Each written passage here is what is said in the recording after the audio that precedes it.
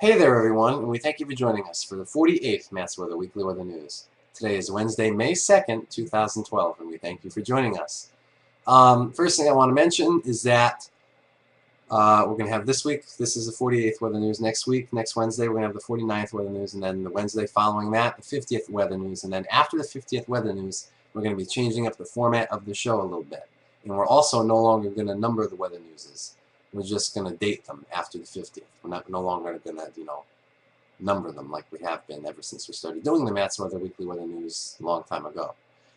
And what we're going to be talking about today is we're going to be talking about how emotions play an effect on different sensations you're feeling in your body, different health ailments in your body, different negative feelings and positive feelings in your body.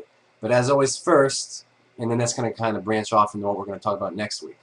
But as always, first, your WFSB Channel 3 Early Warning 7-Day Forecast. Tomorrow, Thursday, May 3rd, cloudy with showers, drizzle, and areas of fog. High 60 inland, 62 at the shore.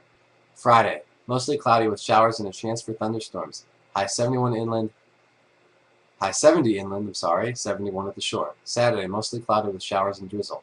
High 70 inland, 70 at the shore. Sunday, mostly sunny, breezy, and pleasant. High 71 inland, 72 at the shore. Monday, mostly sunny, dry, and mild. High 73 inland, 71 at the shore.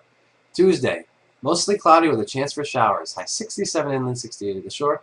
And on Wednesday, May 9th, mostly cloudy with a chance for showers. High 65 inland, 66 at the shore. Okay, now what we're going to talk about this week about emotions is going to link into what we're going to talk about next week.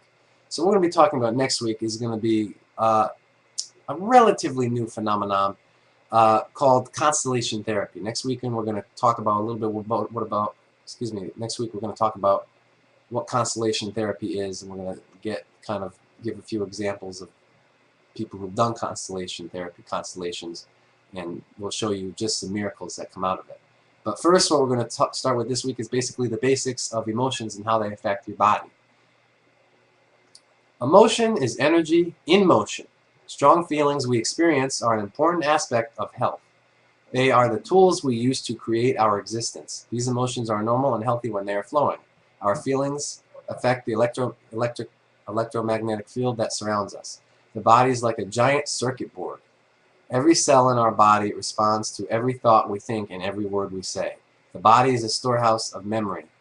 Emotions can change and slow down the vibration of life when they are negative and constant. When negative emotions are expressed, we give our power away. Continuous modes of negative thinking and speaking produce body behaviors where disease will exist and advance. Shallow breathing and low blood fuel levels will also interfere with the flow of emotions. Holding on to negative emotions will upset the chemical balance in the body.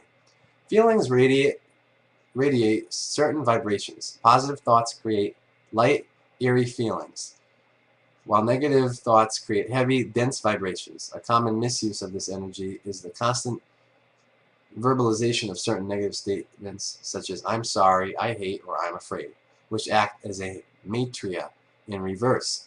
So often we cannot see our mental patterns. We must become aware of these patterns, which are constantly creating our reality. We must listen to what we are saying. It is important to separate our physical and emotional bodies from the belief system which has kept us in limitations. Our limiting beliefs are only thoughts, and thoughts can be changed. Emotion will continue to have power over us until they are released and redirected. When these feelings are positively transformed, we can create the future. At this point, healing is inevitable.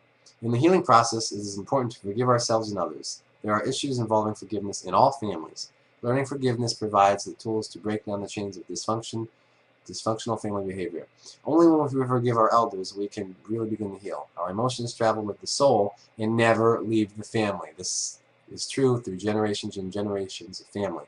When we don't deal with emotions, the emotions are really kept within the family, generations and generations down the road. Even if you don't even know about certain emotions people are feeling from previous generations, they affect you on a subconscious level, which is what we're going to talk a little bit more about next week.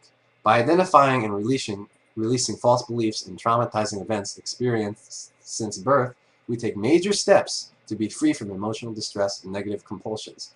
People who know who they are cannot be controlled. Okay, now what we're going to talk about is kind of a few certain very specific, very basic emotions that have an effect on very specific areas of the body. When we're having problems with anger and frustration, they can have effects on the gallbladder and the liver in our bodies. When we're having problems with fear and anxiety, it can affect the bladder and the kidneys. And a good example of that is sometimes when you're frightened all of a sudden by something, or even kind of surprised by something, sometimes you kind of, have a sense, sometimes, you may pee your pants a little bit because you're suddenly fearful of something. If something startled you, you may pee your pants a little bit. And this really just proves the fact that fear and anxiety have a direct effect on how the bladder functions and how the kidneys function. Guilt, grief, toxic shame, regret have an effect on the large intestines and the lungs. So really, guilt, grief, toxic shame, regret can cause some stomach pain and can cause not difficulty breathing, but heaviness in breathing and things like that. Sympathy, worry, too much thinking can affect the stomach, the spleen, and the pancreas.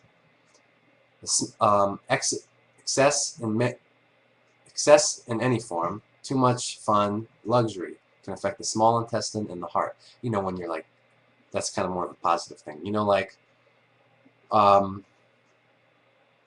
Say like when you're very excited about something, you just got some extremely good news and you're very excited, you feel it in your heart, and you can feel it a little bit in your small intestine as well, but not as much as you feel it in your heart, obviously. Lack of joy, not enough fun can have effects on the thyroid, circulation, /sex. So those are just a few examples of certain emotions that have an effect on certain parts of the body. And what we're going to talk about next week in great detail is going to be what they call Constellation Therapy.